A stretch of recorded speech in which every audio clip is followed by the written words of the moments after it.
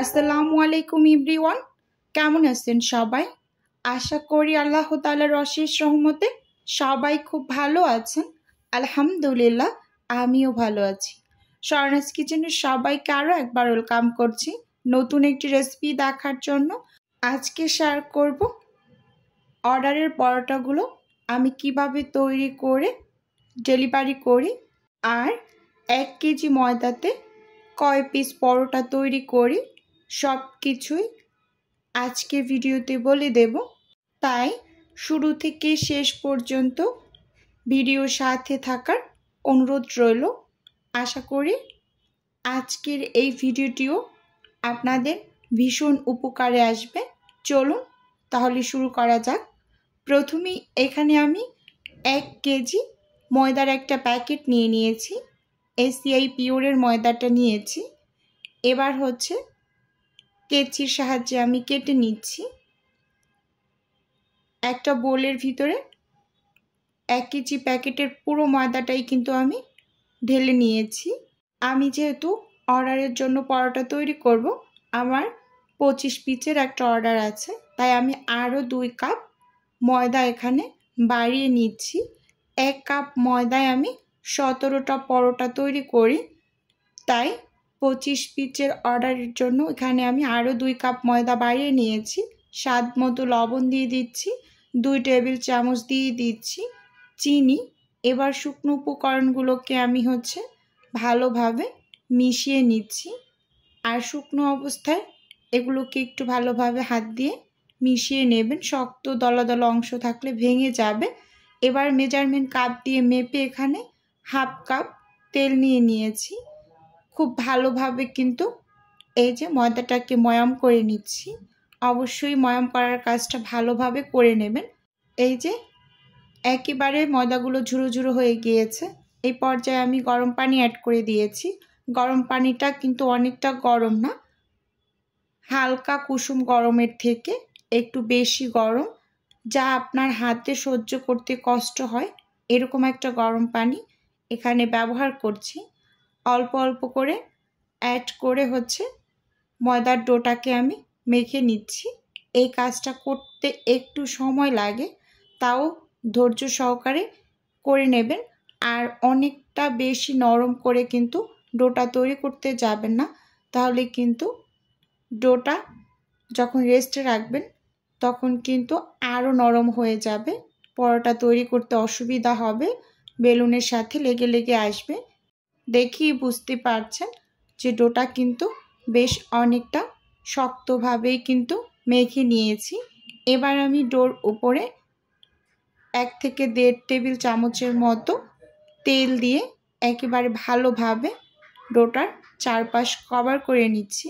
একটু শক্ত করে মেখে নিলে যখন এটাকে রেস্টে রেখে দেব 1 থেকে 1.5 ঘন্টার মতো, এরপর কিন্তু ডোটা একেবারে সেট হয়ে যাবে, খুব সফট হয়ে যাবে।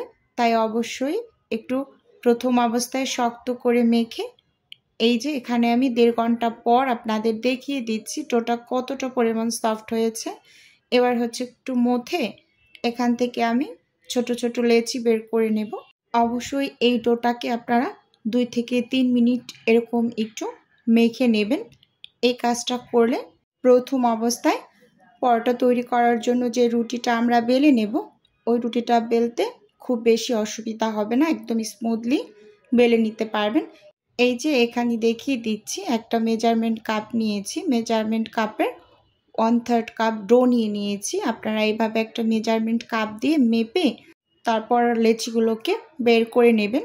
এতে করে সব পরোটার সাইজগুলো একই রকম হবে। যেহেতু এগুলো অর্ডারের জন্য রেডি করছি, তাই সবগুলোর মাপযাত্ন একই রকম হয়, তাই আমি এই কাজটা সব সময় করে নিই। এই যে সবগুলো কিন্তু আমি এরকম গোল গোল বল শেপ করে নিয়েছি। এবার আমি খুব দ্রুত গতিতে কিন্তু এই পরোটাগুলোকে বেলে নিতে পারবো। এ পাশে আমি একটা মিশ্রণ রেডি করে নিচ্ছি, পরোটাগুলোর ভিতরে ব্যবহার করব। অনেকে আপুদের কোশ্চেন ছিল, এটা দেখিয়ে দিচ্ছি। এই যে 2 চামচ নিয়ে নিচ্ছি কর্নফ্লাওয়ার, আর এটার সাথে আমি 1/3 কাপ 1/3 কাপ করে 2 পারে তেল মিশিয়ে নিয়েছি। এখন খুব ভালোভাবে চামচ দিয়ে নেড়ে চেড়ে মিশিয়ে একটা এই যে পেস্ট তৈরি করে নিয়েছি। এটা আমি পরোটার ভাজের ভিতরে ব্যবহার করব, দেখতেই পাচ্ছেন। এখন এটাকে আমি সাইডে রেখে এখানে এখন পরোটাগুলোকে বেলে নেব। সেজন্য একটা প্রথমে লেচি নিয়ে নিচ্ছি, আরগুলো আমি কিন্তু ঢাকা দিয়ে সাইডে রেখে দিয়েছি। অবশ্যই ঢাকা দিয়ে রাখবেন, না হয় কিন্তু উপরটা ড্রাই হয়ে যাবে। শুকনো ময়দা ছিটিয়ে এই যে বড় সাইজের একটা রুটি তৈরি করে নেব প্রথমে। আর এই রুটিটা কিন্তু অনেকটা পাতলা করে বেলে নেবেন। যতটা বেশি পাতলা করে বেলে নেবেন পরোটাগুলো কিন্তু ততটাই খাস্তা হবে, দেখতেই পাচ্ছেন।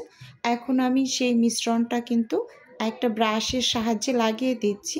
ভালোভাবে একটু লক্ষ্য করুন, রুটিটার চারপাশ কিন্তু সুন্দরভাবে ব্রাশ দিয়ে কভার করে নিচ্ছি। আপনারা চাইলে এই কাজটা কিন্তু হাত দিয়েও করে নিতে পারেন। এখন আমি উপরে আবার শুকনো ময়দা ছিটিয়ে তারপরে এই যে পরোটার এই ভাঁজটা দিয়ে নিচ্ছি। চারকোনা শেপে এটা সবাই পারেন। তো এখন আবার এপাশে কিন্তু আবার আমি ওই মিশ্রণটাই লাগিয়ে তারপর শুকনো ময়দা ছিটিয়ে এই যে এই ভাঁজটাকেও কিন্তু দিয়ে দিয়েছি। এভাবে করে আমি সবগুলো রেডি করে নিয়েছি প্রথম অবস্থায়। একেবারে যে কয়েকটা বানাবো আমি, এখানে আমার মোট 27টা হয়েছে। আমি 27টাই প্রথম অবস্থায় এরকম চারকোনা করে রেডি করে নিয়েছি। এবার সবগুলোকে আমি বেলে নেব। এভাবে করে যদি আগে রেডি করে নেন তারপরে কিন্তু হালকা একটু ময়দা ছিটিয়ে এটাকে বেলে নিতে পারবেন, আর খুব সহজ হয়।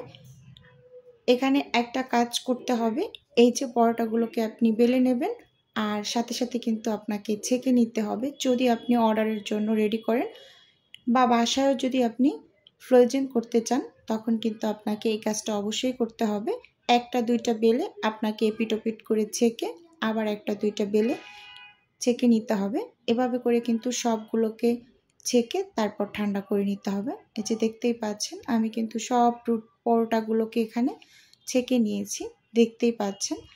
তারপর এগুলোকে ঠান্ডা করে নেব, সেজন্য পরিষ্কার একটা ওড়না বিছিয়ে নিয়েছি। এবার এপিট-ওপিট করে সবগুলোকে আমি ঠান্ডা করে তারপরে যেখানে কিন্তু নিয়ে এসেছি, দেখতেই পাচ্ছেন। এভাবে করে আমি 6 পিস করে প্যাকেট করে নেব। আর প্যাকেটটা আমি অফ স্ক্যানে করে নিয়েছি। আর প্যাকেজিংয়ের ভিডিও কিন্তু আমার চ্যানেলে দেওয়া আছে। আজকের ভিডিও বন্ধুরা এ পর্যন্তই রাখছি। দেখা হবে নতুন